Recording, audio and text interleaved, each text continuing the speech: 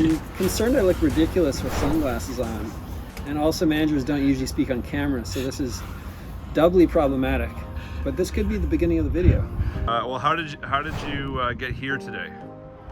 Drove in my 2016 Subaru. It's a very good question. I remember a significant moment after a couple years of working with Tegan and Sarah. Nick, I don't know how much you remember this, but we made the decision to take on Buck 65, Rich Turfy, and that was a big moment because he was our second client, and it sort of made it official that we were managers. And I remember at the time I was playing my old band Jets Overhead, and our manager at the time, Alan Moy, who was a great fellow manager and someone I learned so much from, when I told him that we were going to start managing not only Tegan and Sarah but Buck 65, he really said, wow, that's a big decision. Manager now. And I hadn't really thought of it in those terms, but his sort of statement to me made me realize we were really embarking on something by making that next step and starting a company that was going to represent multiple artists. No one knew that the whole Canadian industry was actually being controlled from Vancouver Island by Nick and I. This is the location where, we'd be making hundreds of phone calls a day, and literally every second person explaining to them that we're not in Vancouver. Or where are you guys? People would say to us, oh yeah, you guys are in Toronto. No, we're in Victoria. Oh, how far away is that? Well, can you just drive there or whatever? It's like, no, it's on the other side of the country, So we were giving geography lessons a lot, but also just, sort of like proving out this sort of hypothesis that we had that probably wasn't even unstated at the time, but that we thought we could launch a global career rather from here on Vancouver Island. We always contended that there was an incredible scene here and talented people and musicians and a lot of people who are punching above their weight and doing amazing things in this community in Victoria, and we could parlay a lot of that energy into something that could work on the world stage. So, and I remember coming home to this office so many times after being on the road for weeks at a time or a weekend at a time, going to some of the biggest festivals in the world, going to award shows, going to late night TV, doing things that the average person in the community is not doing, but coming home and just loving coming back to this very comfortable and functional and productive community and office. And so, long way of saying that we were proudly and still are proudly located in Victoria. Thanks to Tegan and Sarah, we were a little left of center in the music industry, working a lot in the States, working a lot internationally, and it was only later, in sort of the heartthrob era, Juno Wins 2014, that I think we all had entered the mainstream of the Canadian industry. When we first learned that we were going to the Oscars to be part of the Lego movie production, typically you get a call from someone, a publicist or someone at the label calling and saying, great news, we have an offer from this show, would you like to confirm it or what have you? And you go through the motions, you confirm it. And in the case of the Oscars, you just get a phone call that you answer the phone and they say, congratulations, you're performing on the Oscars. Because no one said no. I just think right away they were able to ignite a lot more attention and interest with some of the people that were working with us, and again just engage everybody in a plan and thinking really far ahead, which we'd sort of just been taking everything day by day and flinging ourselves at whatever was presented to us, and they really calmed the storm when they joined the team. It's those small things that kind of bubble up when I think about our 18 years working together. When we were in a bus accident in 2008, I was standing on the side of a road in Germany at 3 a.m. calling Piers for support. When Tegan and I were at blows backstage ready to quit the band, it was Nick who we called and who flew in, to sort of mediate and get us back on the same page. They were always there for us in those bad moments, those moments that people don't see, and I think that's the stuff, at least for me, that really counts, because it's easy to be there at the big stuff. It's easy to be prideful and to be excited and to share in the victories, but it's really where you are when things are bad that counts.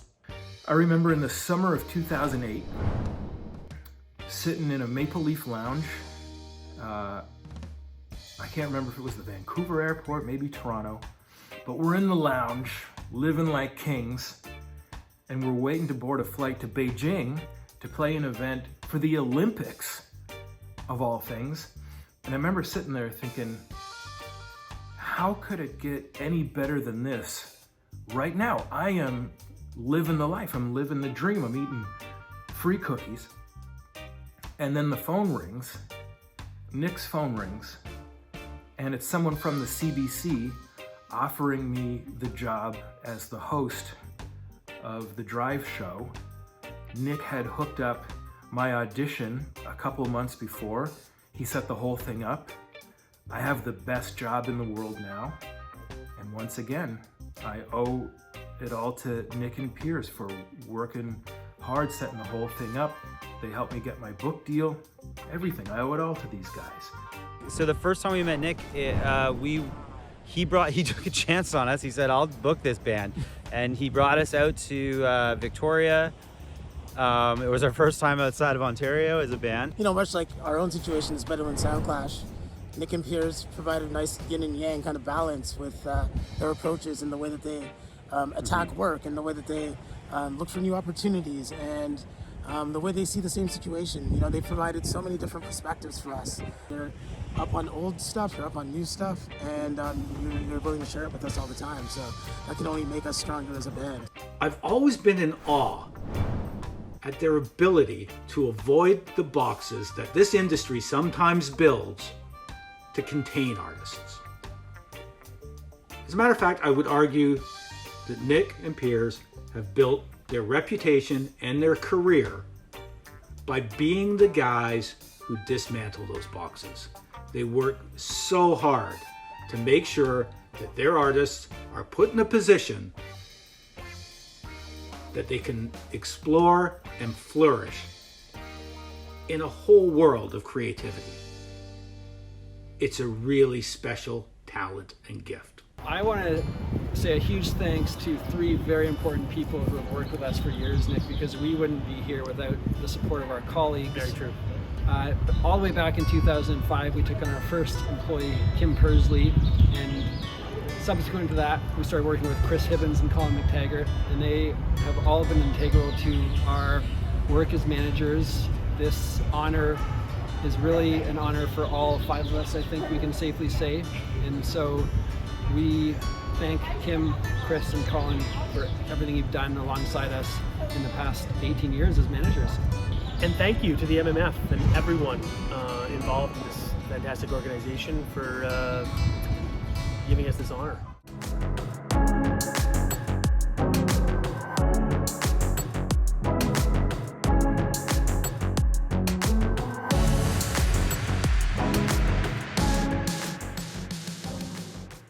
It's so great that Gary and Derrick and just Slaight in general are just being recognized for what we do. What we do and what they do, and the idea that they had 10 years ago is making an impact on the Canadian music scene, and that's all we could have ever dreamed for Slaight Music. So it's quite an honor.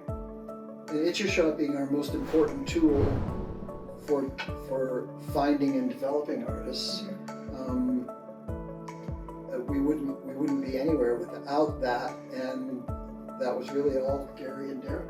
They are truly two of the most amazing, generous, caring, and compassionate people I've ever met, and it's honestly an honor to work alongside them and the rest of the Slaight team, Ali and Jim and Barnaby.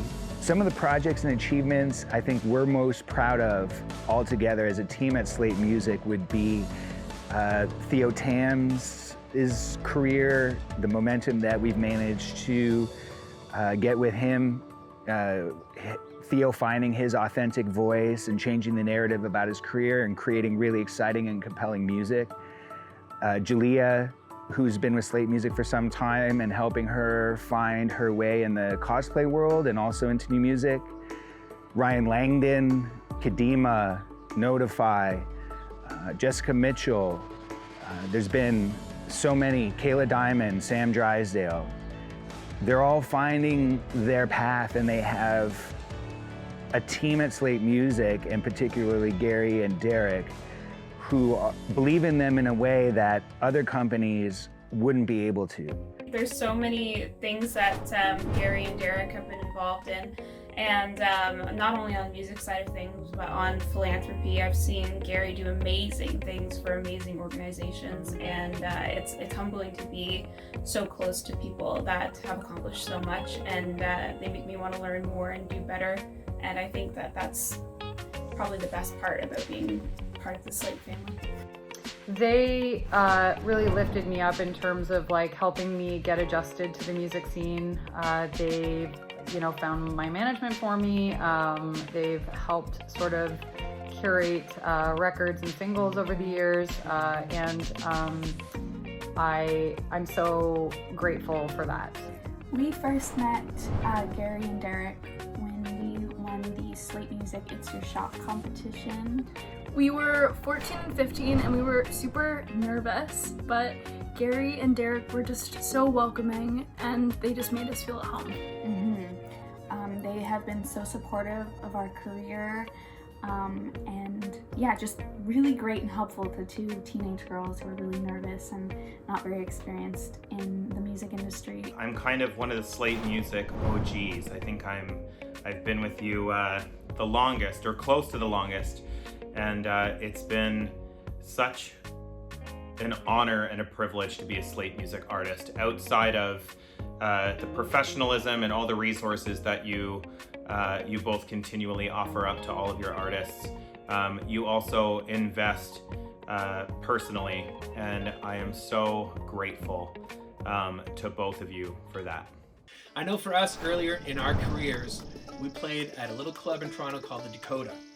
Now, Derrick showed up there with a few other future partners of ours, which turned into a record deal for us and a lifelong dream come true.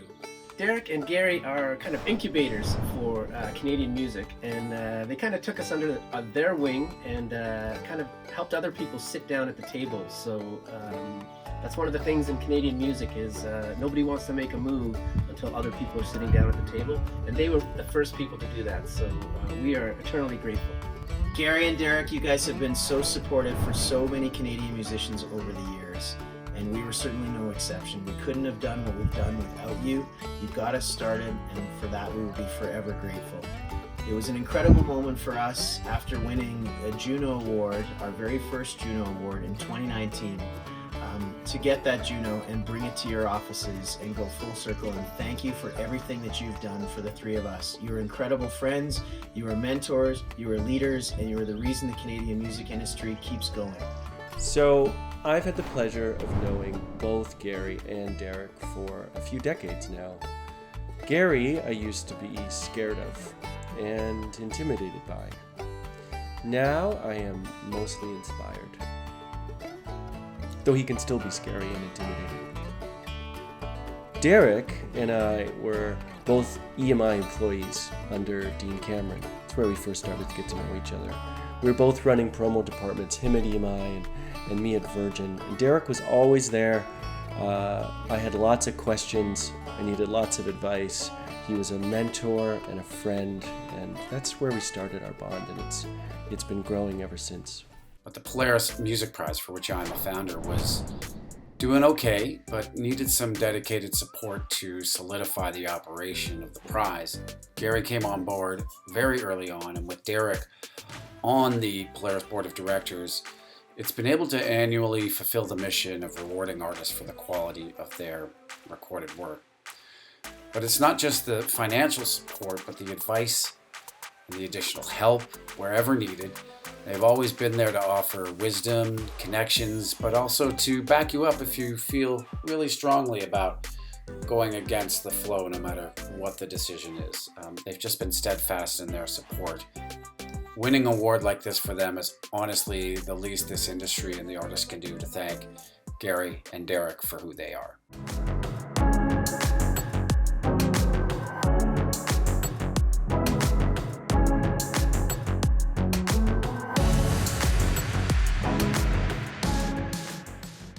It's definitely well deserved. I think they had a great year despite, global circumstances that everyone was going through. I'm excited, honestly, I'm excited to see what's coming next as well. Like we had such success through everything that happened, and we hit so many roadblocks. So I'm excited to sort of see what this next project and everything coming out, because we're still going strong, and it's still kind of almost feeling like beginning stages again as we start up live shows and we come out of the pandemic hopefully this year. So yeah, I'm just really excited to continue working with them and see what else they have in store.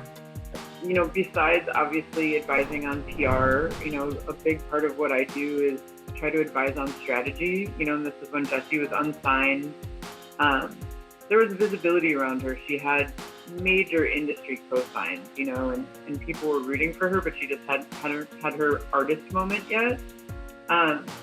And this is really what I love about her team, is that they will always listen to everyone's opinion. They really dial in to think what want to know what other people on the team think. And they really are checking with every part of the pie to make sure that everyone's set up for the best success.